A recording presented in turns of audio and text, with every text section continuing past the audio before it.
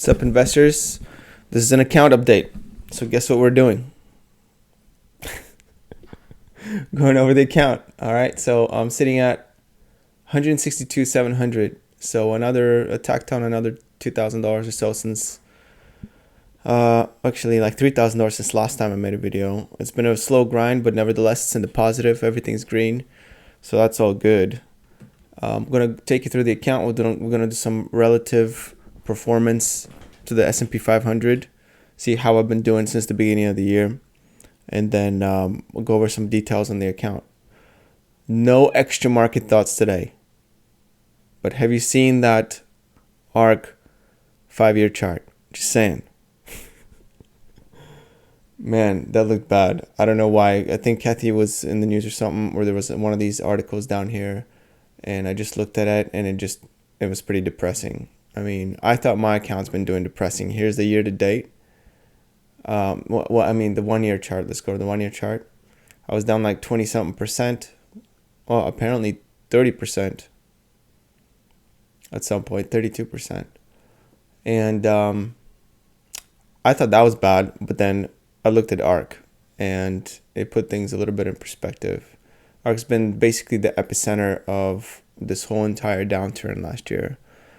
If you don't know what it is, it's an exchange-traded fund, actively managed exchange-traded fund that's focused on innovation and, companies of the future. And usually companies of the future, they thrive when there's a low-rate environment because investors are willing to put out future returns further in the future. But when the rates are high, investors want their money now, and therefore the downfall, I'm guessing. All right, back on topic. Already wasted enough time not reviewing the account. These are all the positions here on the right. I'm going to scroll through really quickly, like lightning fast, and you can pause the video player at any moment to try to figure out the exact positions. Some of these have already expired or expire on the 20th. A lot of these Chinese things that I've lost a ton of money on. I recently had some JD leaps expire at 0. So I wasted like, I don't know, 5,000, 6,000, 10,000, I don't know how many thousands of dollars on JD leaps. So that was bad. I still have, actually no, I got rid of Alibaba as well after the recent rise. This is not really a position. It's, even if I do get it right, it's like $500 payout. So this isn't really anything. And then PayPal. Okay, so these are the equities. Apple is staying strong here with almost a percent gain, 0.84 up today or yesterday. This is on Saturday. I'm recording on Saturday. This is Friday's action. Realty Income, Main Street Capital. The reason why they have this plus sign here means that they're going to be reinvesting the dividend. They pay dividends, these two, usually on the 15th of every month. So that would be tomorrow, Sunday. So they're paying out over the weekend. So that money is going to be reinvested. Realty Income, my dividend was a little bit over $100. Main Street Capital, a little over $200. Paramount tried to climb back into the positive territory. It failed. Smith & Wesson did climb up, and it did pretty well. It was up almost 2%. And I'm sorry to say, but I've actually started to scale out of this position. I'm just too scared from the account balance on, their cash position. That's the main thing. That's what I've been thinking about the last 2 months. I've been thinking about this, right? Like, should I stay in this position? Should I exit out? And I can't make up my mind one way or another. So I wanted to wait till the next earnings report, but I have a feeling the next earnings report is going to be, it might have strong sales, but I think the stock is going to tank further because even though it has strong sales and profits, I think the spending is going to get out of control. There's one key statement that I keyed on. Stupid. That really stuck out, which is when the CEO said that so far their build out of their new facilities and factory build out, etc., has been on budget, on the high side, but on budget. And he said something like, so far, right? So that means that there's a little bit of hint that it could go over budget, And with the amounts of millions of dollars that they've been spending, I feel like that's a pretty significant hit to the company, and it's going to, deteriorate the totality of their future earnings. So necessarily, the stock has to go down. So that was bad. That was painful to hear, and I've been thinking about it for like 2 months now, or a month and a half or something. I don't know. So anyway, I decided to buy back some of these call options that I sold, 10 of them, and I bought them. Maybe I lost like $50 on that, and then I ended up selling 1,000 shares of Smith & Wesson for a little bit over $10,000. So now this is what's going on, minus 18,000 now. So I've basically collected some losses. I'm going to use them against any gains for tax loss harvesting if I do have some gains this year. I might actually take some profits if I do have profits. Hopefully I have profits. I'm going to have some profits obviously from premium selling, but I don't know about the trades. My trades have been abysmal. If you want to know how abysmal the trades have been, you should watch the year-end review, a video that I made like 2 videos ago, and you can see how much loss I have from trading and investing versus premium collection on the entire year. It's a pretty interesting number. It's pretty large numbers. So that's it with Smith & Wesson. I'm trying to lighten up the position. So where is this money going, right?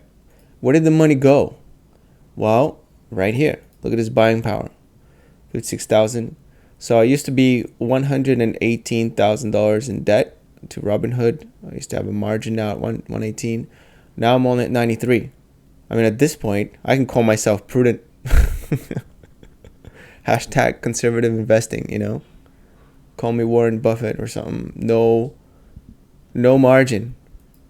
Only 93,000. What percentage is that? Well, it's a good question. I'm glad you asked. We're going to go to the investing tab, and it says right here, 36.39%. It's in the yellow bar. It gives you a little visualization. Now, hopefully, you feel more visualized after this graphic. Total money under management, 255,814. So that's the debt plus the equity, my part. 162 is the total value of the account. So if I were to liquidate right now, sell everything, I'd probably be sitting at around 162. I say probably because there's always slippage whenever you do any kind of transaction. What is slippage? It's those little the difference between a buy and sell, bid and ask. Especially when you're exiting or entering with large amounts, you're going to have to settle for a worse price. That's just how it works. The larger your positions are, the more slippage you're going to have. That's why our boy Warren from Berkshire Hathaway likes to deal with big companies. You can't be dealing with small companies. If you go in the market, right, and the company is worth $1 billion and you're trying to buy up $200 million worth of stock in some little company, because $200 million is chump change for Berkshire Hathaway, right? That's not only going to move the price. I mean, it might send it skyrocketing. You might even not have that much float. You're going to have to buy the entire float of the company. You're going to have to buy the entire daily volume for 365 days straight. So you're going to be constantly bidding up the price, and you could bid it up to infinity. I mean, if the price is like $10, by the time you're done, it might be $10,000 or something silly like that, because you're going to just be a constant buyer, and everybody's going to want to sell, and you're going to buy up basically the entire, whatever the current float is, whatever portion of the company. So in these cases, what you want to do if you're a major, not that you or me are going to be buying billion-dollar companies anytime soon. Hey, I don't know. Maybe you do have $1 billion in change sitting around. But in case you get that big, it's better to just buy the company outright, which is what our big boy Warren does, right? So you want to negotiate a price, and then just, let's say the company's trading at $10 per share. Let's say you buy it out at $20 per share. That way the investors are happy. They get their money doubled, or hopefully they're happy, and they don't go with any kind of suits or anything like that. And then you collect the company without having to bid up the price to $10,000. So everyone kind of wins in that scenario. But you only want to buy out companies that are severely undervalued, right? So because you're gonna have to pay that premium when you buy them out. Something like this recently happened to companies like Twitter, right? Elon bought it out, and if you notice, the price was substantially higher than what it was trading. The board of the company has to approve, that price, so it has to make sense for all the investors and everyone. But every buyout is like that. All right, enough about buyouts. I don't know why I'm talking about buyouts when this is supposed to be an account update. I go on tangents way too long, way too much, way too often. Apple, the largest position, number one, undisputed champion of this account, 700 shares, 94,171. Smith & Wesson at number two, still second largest position even after I sold 1,000 shares, sitting at 71,000. Main Street Capital, 37,000. Realty Income, 30-ish. Paramount Global, 24,000, exactly to the penny. Nuts. I don't know how that happened because, it's crazy. All right, total return, Apple, Realty Income, Main Street, the three oldest position. Paramount, Smith & Wesson, still at a loss. These were supposed to be my trading positions so I can collect premium on them. And then they failed me. They decided to tank and keep tanking. So even though I think that they're still good companies, I'd rather try to start decreasing the amount of margin I have, because I think it's too risky to just keep holding them. There's a chance that one or both of them keep bleeding, regardless of market conditions. I went over the account. I don't know what else to show you. I think that's basically everything in the account. If you do have any questions about it, please let me know. I'm here and I'm going to answer any question about the account that you want. One thing that I might do actually is I've been labeling this 30K to $1 million, which it seems ever increasingly difficult to manage all the way to $1 million. But to make it more fair, if you go to the all-time chart, I'm thinking of actually pulling out, because I started with 30K, somewhere August 28th, 2018. So now that the account is down a little bit, and I put some money in 2020, 2021, somewhere around this area. I'm thinking of actually taking that money out so the all-time charts shows 30K instead of 72K. 72K 100, 72K 200. And I think that's going to be more representative, actually, because that money that it's added, I think it went up, it went down, so it kind of contributed to the account, but then now it contributed to the losses. So I don't know. I mean, I think I need to stay true to it, and I think I should just take that money out. The account is going to obviously look a little bit smaller, but and the other thing that I'm worried about is that these numbers are going to look a little messed up, right? So instead of 125% gain, which is more realistic, it's actually more than that. To be fair, if you're counting the fact that I entered that, so time weighted, right? It's actually a lot more. But this 125 is going to look different. It's not going to be the same number. So I'm kind of debating on whether or not I should take the money out to make it more fair. I think I might either take it out. I'm not sure. Anyway, if you have any thoughts about that, let me know in the comments if it's more fair, because 72 and this $40,000 that I entered around this area, I mean, like I said, it just served as a leverage to the account. It didn't really, it's not like I put it all in right here on March 16th. You know, so I've been investing somewhere in 2021. I don't know. Anyway, so that's something for me to think about. Let me know if you have any thoughts about it, and also how you're doing in the first week. My year to date's been doing pretty well. 18.61%, killing it. Let me see on the SPY how they're doing. Oh, it doesn't show me year to date. It just shows a week. Maybe I can do year to date on what, like Yahoo Finance. It does year to date, I think. Let's see the S&P 500. This would be even more accurate than the ETF. Yeah, year to date. Year to date, does it show a percentage? What's going on here?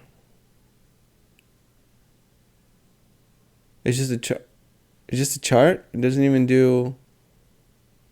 This is just daily. I'm not gonna calculate what 38.23 is to 39.99.09. Who's good at that kind of math skills? Maybe Yahoo does it. Let's see, or Google. S&P 500 year to date. Google, the savior. All right, so the S&P is up 4.57% year to date, whereas my account is definitely up more than that. So killing it in 2023, definitely killing it. But it's mainly, I think, that Smith & Wesson rebound from like $8 to $10, and that's 1/3 of my entire account. So that's Apple also rebound and everything else, but I think Smith & Wesson was probably the biggest culprit here. All right, this video is running way too long. It's supposed to be just an account update, okay? Just an account review. But let me know what you think about pulling the money out, making it more honest, or is it just going to screw everything up, keep it in there? I think I might pull it. I'm leaning towards pulling it out, but I don't know. We'll see. All right, that's it for now. I'll make some more videos probably today. We'll see, maybe. Account review, company reviews. Let me know if you want me to review a company in the comments. Peace.